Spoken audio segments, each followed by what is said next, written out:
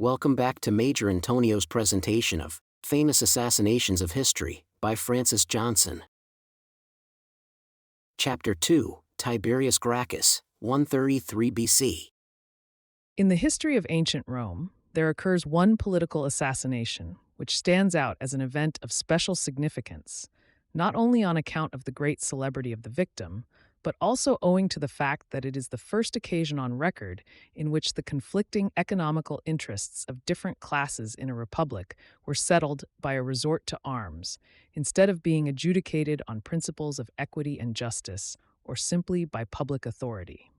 This great historical event was the murder of Tiberius Gracchus, which was soon followed by the forced suicide of his brother, Caius Gracchus, the immediate result of their attempt to enforce an agrarian law passed as an act of justice to the poorer classes of Roman citizens. The law was violently opposed by the rich, who organized an armed revolution against its originators and were powerful enough to do away with them.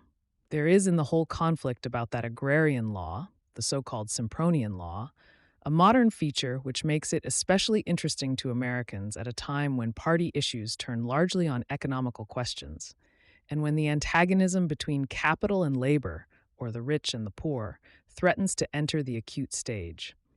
It will be noticed that at that early age, more than 2,000 years ago, capital already had a power and commanded a political influence against which right and justice, allied to poverty, battled in vain. History, both ancient and modern, has been written largely in conformity with the ideas and prejudices of the ruling classes and in praise of them, while their enemies and opponents have generally been unjustly criticized and denounced as disturbers of public order and peace, or even as anarchists and rebels against public authority.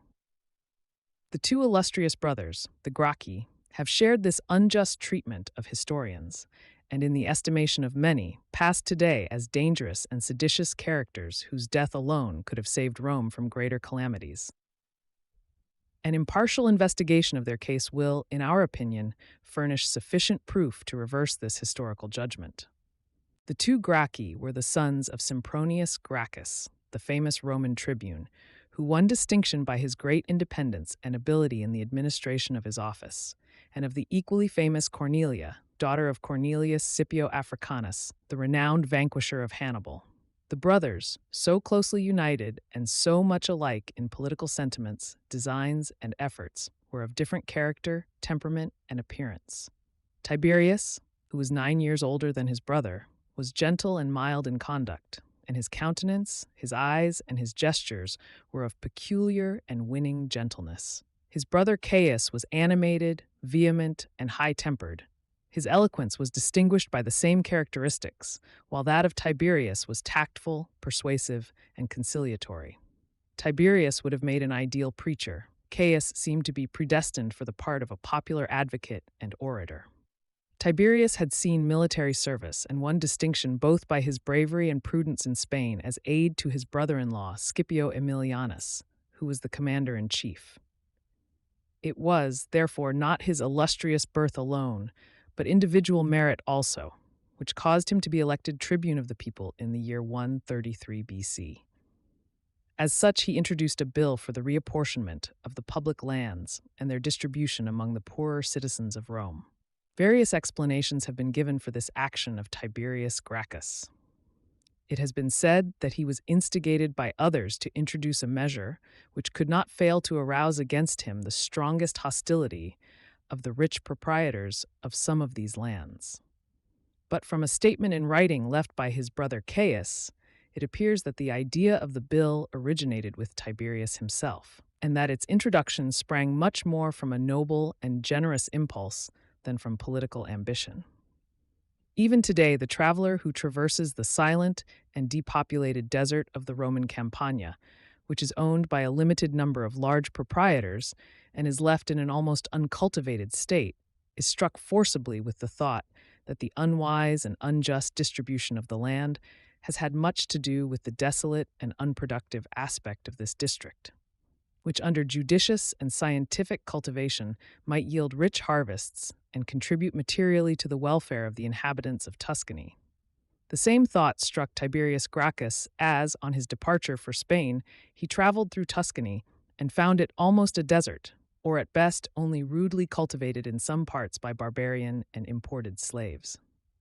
It was at that time that he first conceived the idea of bringing about a change, an idea which continued to haunt his mind until he was in a position to realize it, and in doing so he found a precedent for legislative action.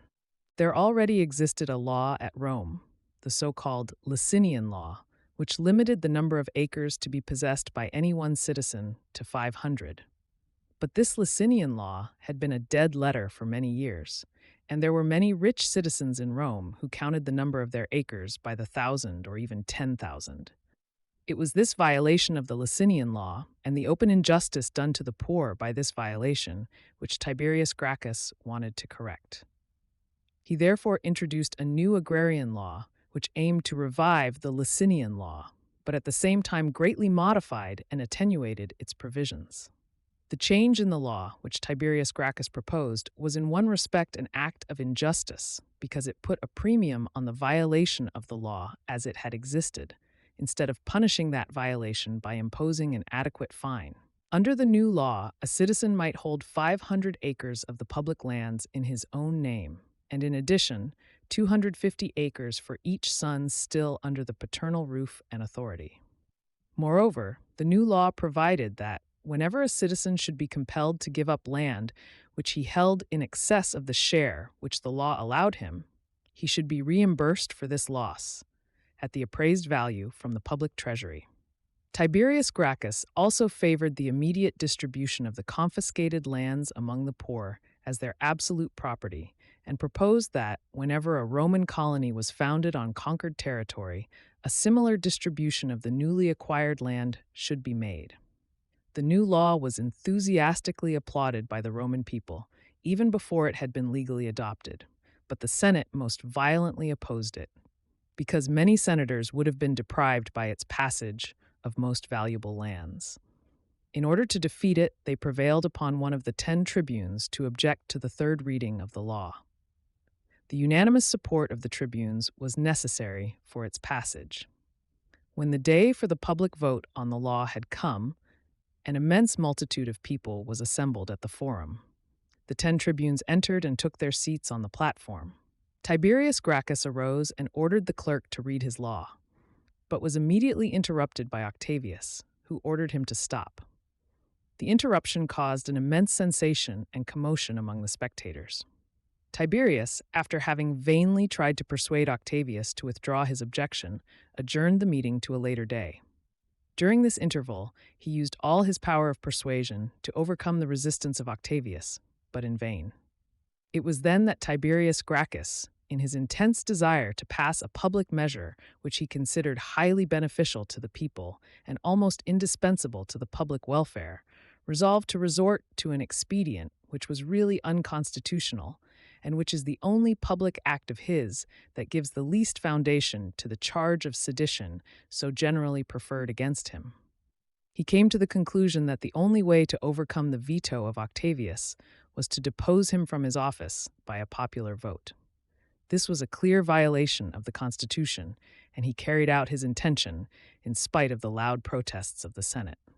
The scene on the forum in which Octavius was deposed must have been very pathetic and impressive, and while it signified an immediate victory for Tiberius Gracchus, it nevertheless incensed a great many Roman citizens and turned them against him.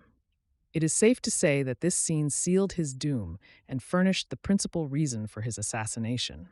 Plutarch, a reliable and impartial authority, describes the scene as follows, quote, "When the people were met together again, Tiberius placed himself in the rostra and endeavored a second time to persuade Octavius.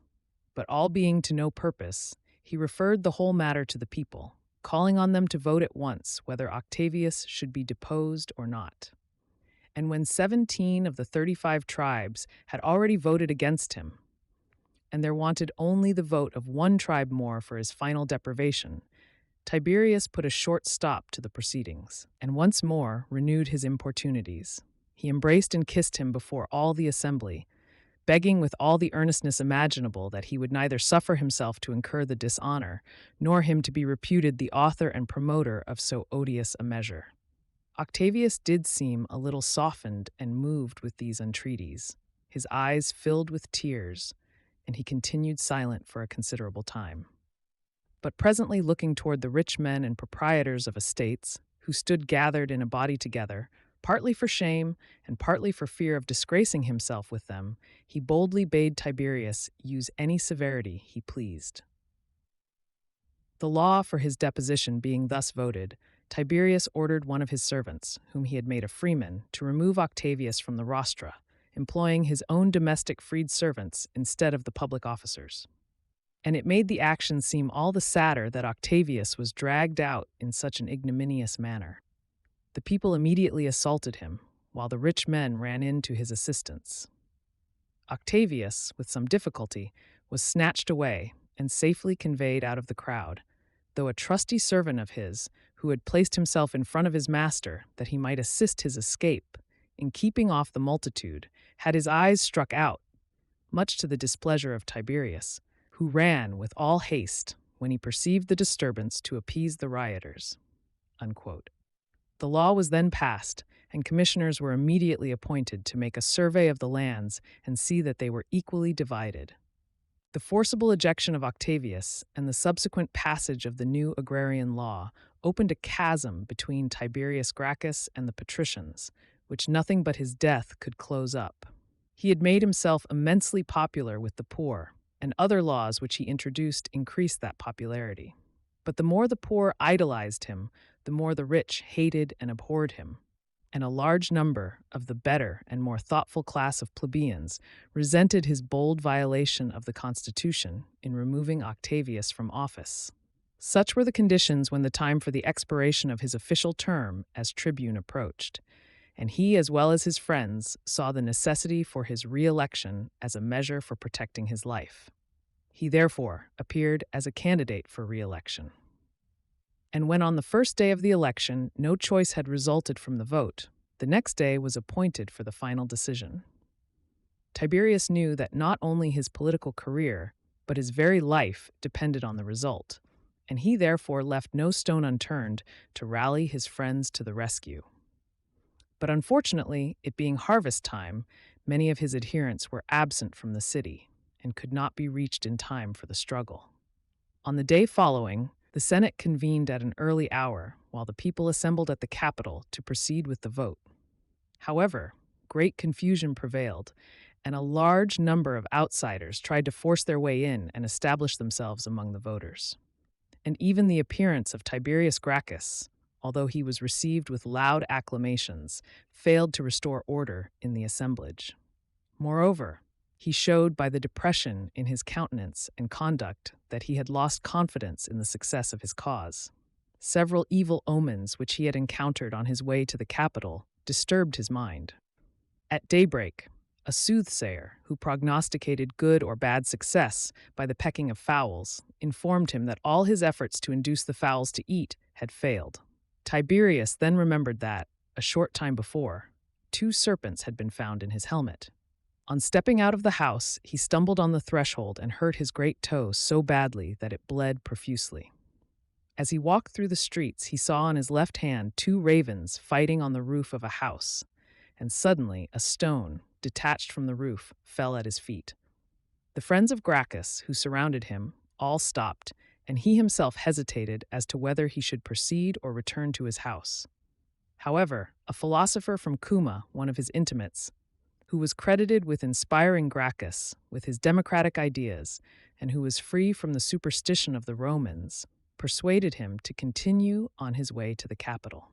There, the voting of the tribes was proceeding with great noise and confusion. All at once, Gracchus noticed that one of his friends, Lucius Flaccus, a senator, had mounted an elevation from which he could be easily seen, but where he was too far off to be heard, and was indicating by motions of his hand that he wished to communicate some important news. Tiberius told the crowd to let Flaccus pass. With great difficulty, the senator reached Tiberius and informed him that at the session of the Senate, after the consul had refused to have him arrested, a resolution had been passed to kill him, and that the senators had armed a large number of their clients and slaves to carry out this purpose. Tiberius immediately informed the friends who surrounded him of the action of the Senate, and signified to those at a greater distance the danger in which he was placed, by raising his hands to his head, and it was this motion, entirely innocent in itself, which hastened his ruin. His enemies construed it as a desire on his part to wear a crown, and carried this ridiculous news to the Senate chamber. It caused a perfect explosion of maledictions and threats among the senators, and Scipio Nasica, the most violent of all, immediately made a motion that the consul be instructed to save the republic and to exterminate the would-be tyrant. The consul replied that he would resist any factious and criminal attempt against the republic, but that he would not put to death a Roman citizen without trial. On this, Scipio Nasica turned to the senators, exclaiming, "Since the consul betrays the city, let those who want to defend the laws follow me."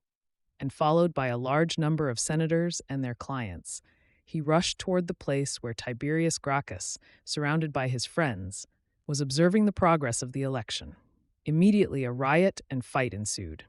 The senators, who were armed with clubs, canes, stones, or whatever weapon they could lay their hands on, rushed upon the crowd of voters, overthrew, beat, and killed them, stamping them under their feet and quickly and irresistibly advancing toward the spot where they beheld the man who was the object of their rage and bloodthirstiness. Tiberius, unarmed and forsaken by his friends, turned round to seek safety in flight, but stumbling over those who had been knocked down, fell to the ground.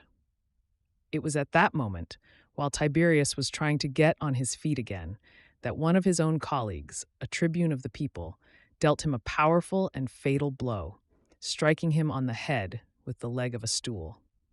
Others rushed up and struck him again and again, but it was only a lifeless corpse which suffered from their abuse. 300 of his friends had fallen with him. It was the first Roman blood which had been shed in civil war, and this first conflict deprived Rome of one of its most illustrious citizens. It is unnecessary to go into any details regarding the death of Caius Gracchus, who took up and continued the work of his brother. To the measures in favor of the poor which had been advocated by Tiberius, he added others. For instance, regular distributions of corn among the poor at half price, the imposition of new taxes upon articles of luxury imported from foreign countries, and employment on public works for mechanics and laborers who could not find employment on private contract. It will be seen that these measures, as well as some other projects of minor importance which Caius Gracchus advocated and caused to be enacted as laws, form part of the platform of modern labor parties, and that the Gracchi can fitly be designated as the founders of these parties. They both fell victims to the attempt to carry out their theories. At first, it would seem, Caius Gracchus, at the request of his mother, was inclined to abandon the projects of Tiberius. But one night, says Cicero in his book De Divinatione, he heard Tiberius saying to him, "Why hesitate, Caius? Thy destiny shall be the same as mine, to fight for the people and to die for them." It is said that this prophecy determined him in his course, and that his death was the consequence. In 121 BC, during a public riot and conflict organized by his enemies for his destruction, he committed suicide, dying not by his own hand, but by commanding his slave to stab him, an order which was promptly obeyed. The assassination of the one and the forced suicide of the other immortalized the two brothers. This concludes today's reading of Famous Assassinations of History by Francis Johnson. Join us also next week for the subsequent chapter. Subscribe to Major Antonio's channel. Thank you for listening, and so long.